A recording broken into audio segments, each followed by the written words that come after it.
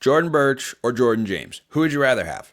Who would you rather have? Well, according to Dan Lanning, both of these guys are, quote, doing well. That doesn't confirm one way or the other that they're going to play this week against Wisconsin.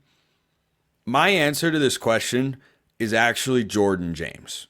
And Burch is someone who I think Oregon felt the impact of not having a year ago when he went down in the Pac-12 championship game. You felt his presence on the field on Saturday against Maryland, of course. He is outstanding. For Oregon's defense to be at its best, or if they play Ohio State again in the Big Ten championship game, yeah, you got to have Jordan Burch on the field.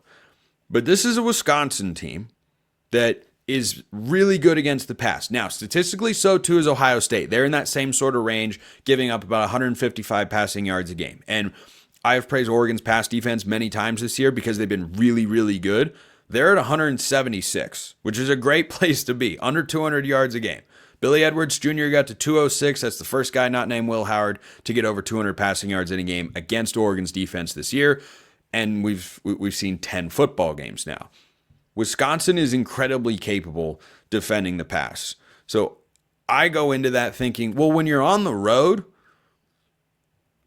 off a week in which Oregon had its lowest passing yardage output of the season, where Tez Johnson, who wasn't wearing a sling last week, but I don't know that he's expected to be back in this game against the Badgers. Dan Lanning might play some mind games with the Wisconsin coaching staff on that one, and it would probably be the right thing to do overall. I'd like to be really confident the running game is going to be great. And Noah Whittington's emergence in the second half of the season, it has been an important development. And this could be a game, if Jordan James truly is dinged up, in which Noah Whittington has to carry the ball 15 to 20 times, not 7 to 11 times, just to spell Jordan James or to play the hot hand.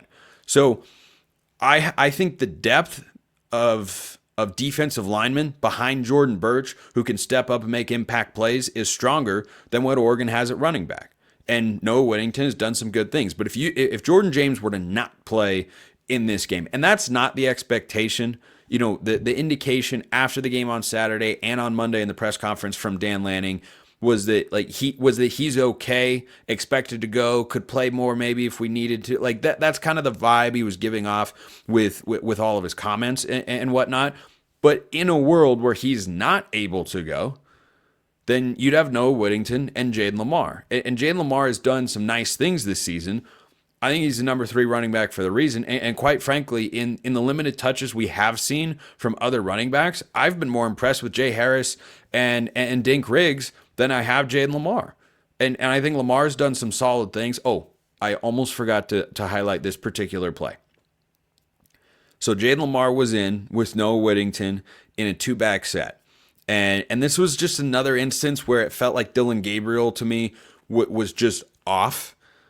But on 2nd and goal, after one of the interceptions, I think it was Ty Sheems, they go with a sweep shovel option. So you put 2 guys in the backfield, 1 running back on either side of Gabriel, and you run sweep outside left to get to the edge. And then you have Terrence Ferguson loop around on the shovel pass for the option. Gabriel makes the wrong read. He makes the absolute wrong read. And it happens. It happens. Oregon ends up settling for a field goal. Doesn't cost them unless you had money on Oregon minus 23.5. If he hands that ball off to Noah Whittington, Jaden Lamar is lead blocking. He might not even have anyone to hit. And Whittington waltzes into the end zone. I forgot to highlight that on key plays after on the reaction show on Saturday. So I wanted to point that out, which, it kind of is feeding into what I talked about in the first segment, which is Gabriel had some moments where he just didn't quite look like himself.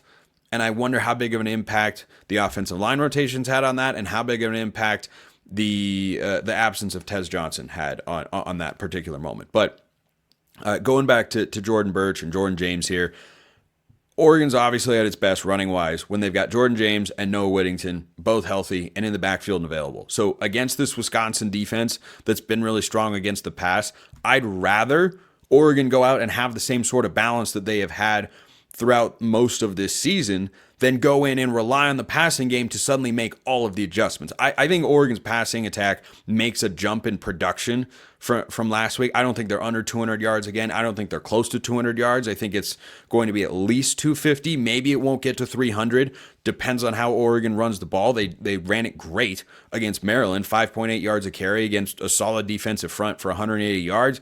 That's a really, really effective day running the football, and I'd take that again against Wisconsin. I would like to see Oregon be a little bit more explosive and just have a bit more continuity. There were just some out of sync moments where it felt like Gabriel was putting too much zip on balls. The timing wasn't quite synced up with the receivers.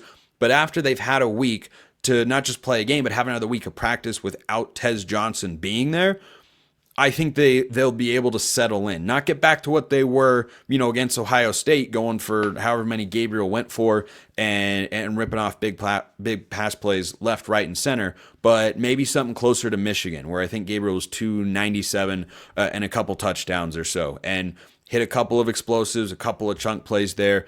Get Trayshawn Holden involved, get Evan Stewart involved, and really push the ball down the field. I think Gabriel, without Tez, was really looking at Terrence Ferguson a lot, and a tight end is not a guy who's going to be pushing the ball down the field a ton because they're not as fast as wide receivers, obviously. So, yeah, I think Jordan James is the more important of the two guys for the Ducks to get back in this one. Certainly, I'd love to have Jordan Burch because you see the impact he can make. Quite literally, got Oregon 7 points. Who knows how that drive would have played out if Maryland had continued down the field? Who knows how the game would have played out? But that was kind of the, okay, exhale. Oregon's good, 14-3. They're not blowing that lead, even though it got to 14-10 because of the penalties. I think that's a far more important thing than Jordan Burch playing in this particular game against Wisconsin. But make no mistake about it, Wisconsin's a solid team. Wisconsin's a really solid team. Ducks are about a 2-touchdown favorite. Favorites have lost outright. I'm going to try this again because I have the concepts of a really, really good thought, but I just haven't been able to communicate it well yet. There have been point spread favorites of greater than 14.5 who have lost outright this season. It's been a wild, crazy world of college football. Dan Lanning, knock on wood, yet to lose to an unranked team. Hopefully that continues whether Burch and or James play or not. But I think of those two, Jordan James is more essential because we've seen Whittington be great in the number 2 role. We haven't seen him have to carry the load for 4 quarters yet. And I'd rather not try that out in an environment like that against Wisconsin, against a team that is better against the pass than against the run, but has played some really good football at times this year. Has also had moments where you watch him play and go, I think Oregon's going to cover that 14.5. They could. They absolutely could. There's no doubt about it. But I'd rather have James slightly. But by the time the postseason rolls around, I would really like to have both of the Jordans available for the Ducks to go out and be at their best. And Tez Johnson, of course, too.